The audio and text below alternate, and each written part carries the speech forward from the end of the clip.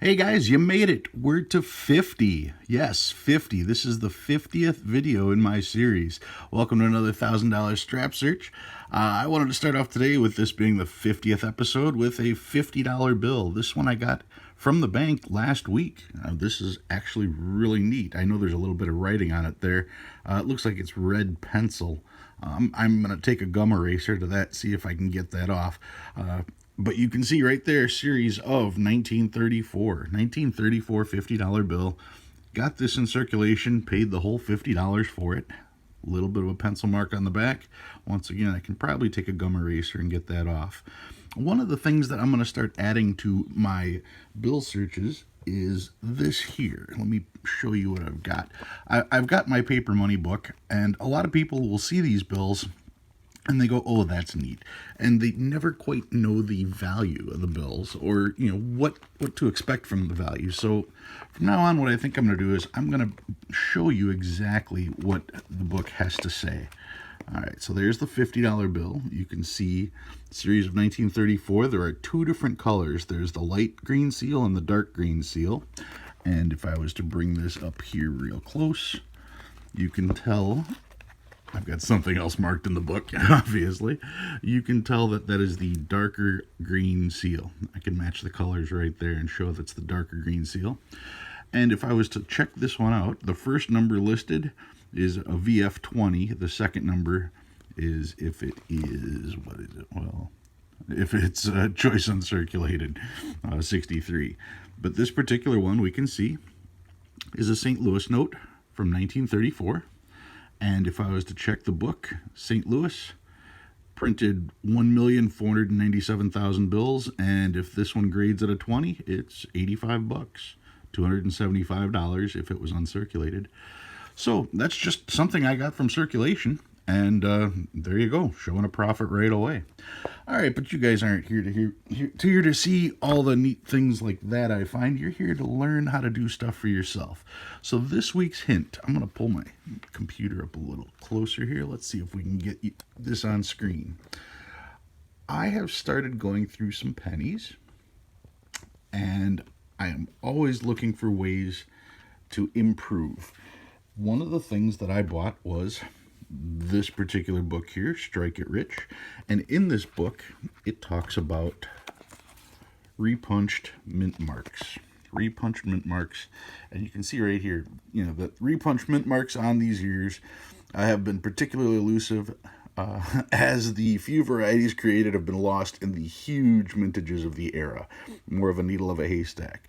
The $10 to $35 value of any of them can command, even in circulated grades, is reason enough to seek them through pocket change.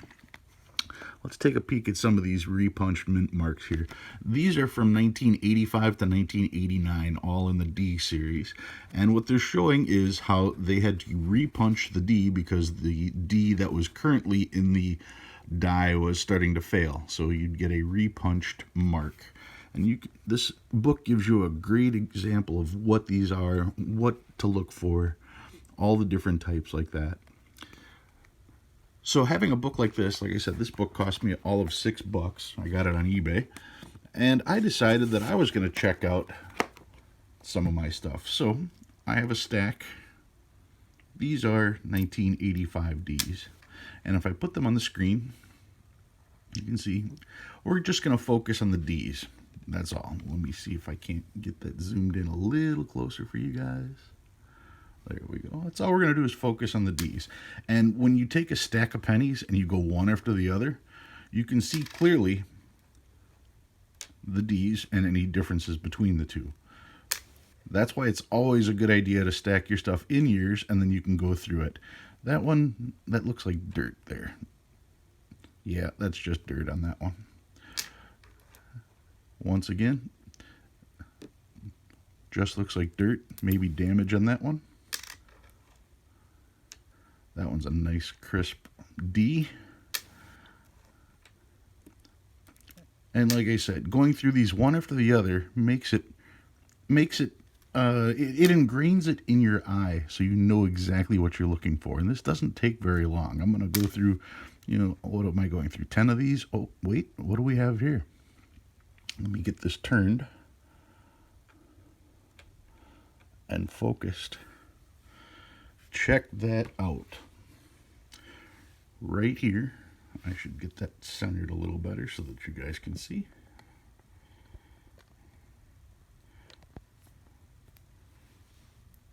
Right here on this one, you can see the repunched mark. If I pull this a little closer, maybe that'll help. You can see the old D right down here on the bottom. That is a 1985 repunched mint mark that I found in circulation. And like I said, when you go through some of the other ones, I mean, it's plain as day what the rest of them look like. Nothing special about any of these. But when you get to that particular one, it stands out like a sore thumb. So, I cannot stress enough, get yourself a scope, get yourself a book showing you varieties and errors, because you never know what you can find. This book said that it was, what was it? They said 10 to 35 in the paragraph.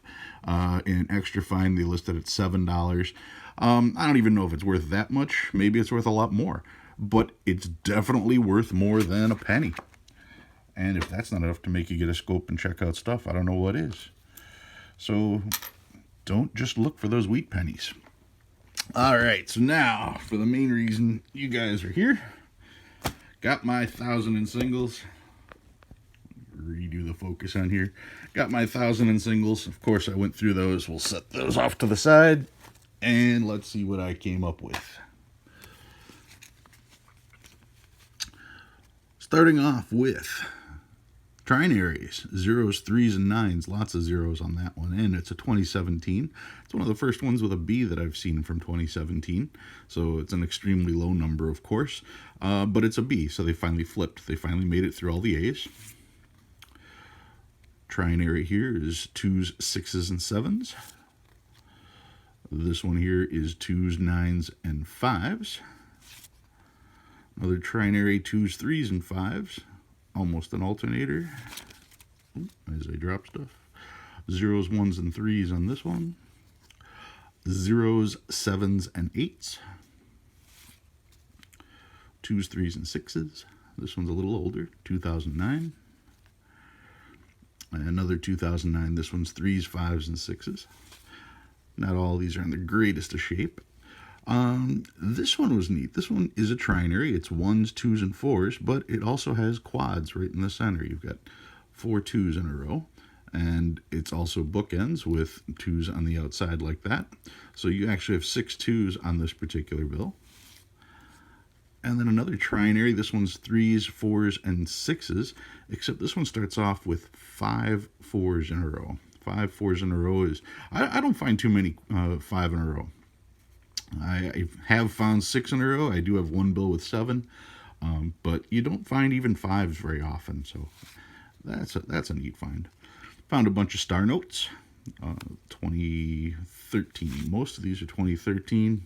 That one's got some ink on it. Hopefully it won't be a rare. More stars, all 2013s. A little bit of, that's a hole in that one. That one will go back in circulation unless it's rare. More stars. Here's 2009. So now we're getting a little older. Another 2009 star note. And then we get to the old bills that I found. This is 1999. A couple 1995s. That shows up on camera quite a bit. I didn't even notice that. It's got yellow highlighter on it right here. I didn't even notice that until the camera light and the camera reflection itself put that on there. Another 95. Another 95.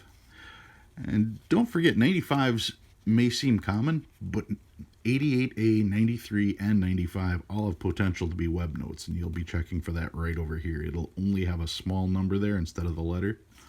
So that's what you're looking for in the web notes. And then this particular bill was the oldest one in the batch. This one is from 1977. 1977 Chicago G note. The 77 notes, 74 and 77s, these are hard to come by. These are tougher to find than I've actually found more 1963B bar notes than I have notes from the 70s. So notes from the 70s, nobody bothered to save. That's why I always like pulling those out and always get excited seeing those. So that's what I found out of this week's stack. So now, for the 50th video, what should I bring out? Well, it's not a 50, but it is one of the most famous notes you're going to see. I got this one probably a month or so ago. It's not perfect, but it is still one of the most collectible notes, one of the most sought-after notes that people who collect paper money get. Here it is. This is an 1899 $5 silver certificate. A lot of people call these the chief notes. Obviously, why? This is from 1899. This is the note that when they got rid of the educational series, this silver certificate is what replaced it. You can see right up here. Silver certificate.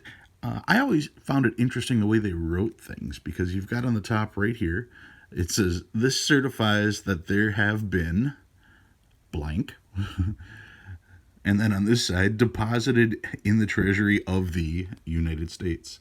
So if you actually try to read the note the way that it's written, you have to go here, and then here, and then here, and then here, and then to the of America. And even in the inscriptions here, it's hard to read because of the blue seal. The blue seal obviously makes this a silver certificate, but it does say $5 silver. And then it says bearer on demand, because it says $5 silver payable to the bearer on demand in Washington, D.C. So that it's just interesting that the way that they wrote that. But of course, the main focal point is right here in the center. This is Chief Running Antelope. Chief Running Antelope is from the, there's two different ways I've heard to pronounce it. There's the completely inaccurate way, which is from the One Papa tribe, which is how everybody remembers it. Some people will call him Chief Papa. He's actually Chief Running Antelope. It's not the One Papa tribe. It's the Unk Papa tribe. The Unk Papa tribe were part of the Sioux Nation. And interestingly enough, when they had Chief Running Antelope sit for this portrait and engraving, they gave him, I believe it was a Pawnee war headdress to wear, and he refused to wear it. So that's the story anyway, that this is not the actual headdress of his tribe, and he was extremely upset about that. So that's the theory behind that one. But this here, like I said, 1899 Chief Running Antelope $5 bill. The chief note, let's take a look at the back of it here. This one, like I said, isn't perfect, but these notes are in high demand because this is the first and only time a Native American was featured on the bill. That alone makes it just a cool note. This one's got, of course, this little stain here that does go through the bill. That's a little unfortunate. However, the rest of the bill is really nice, and these bills can command a fairly high price. So, like I said, this time we're going to start checking what the book says. That way you guys have some idea of what is actually being shown to you. So there's the chief. And if we check it out, I already checked the names on here. And if I remember, it is Vernon. There's Vernon and Treat. So Vernon and Treat on the bottom here. That's it, number 273. And you're talking 475 in very good 8, 600 in 12, all the way up to almost $7,000 for a gem uncirculated version of this particular bill. So Whenever I do my purchases, whenever I do anything, I'm always focused on this number here, because when it comes to the grading, well, I'm not a professional grader, but I know that even if the grade is this bad and I can get it for a good price, now I've got something to go on. It turns out that I paid less than this amount here, less than $4.75 for this bill, and if they end up telling me that this bill grades out at a 20, well, then I'm doing pretty good. So that is the Chief Running Antelope, and here's the guy's actual name: Bust of Tatokana. I don't even know if I can attempt that one. Also known as Chief Running Antelope. Tato Inyaka. That's his name. Member of the Unkpapa tribe of the Sioux Indians. So that's what I've got for you guys this week. My 50th episode. One of my favorite bills is featured on that one. I want to thank all you guys for watching. My community, my personal channel has grown quite a bit. I'm pushing 150 followers now, and I really appreciate that. Thank you very much. A lot of you guys have left some really cool comments for me, and I can't say thanks enough. I enjoy doing this stuff, and I know that you guys enjoy watching. So if you learned anything new this week, go ahead and hit that like button. If you like what you see and you want to see more, go ahead and subscribe. And please don't forget to tell your friends. Thanks again for watching, guys. I'll see you next week.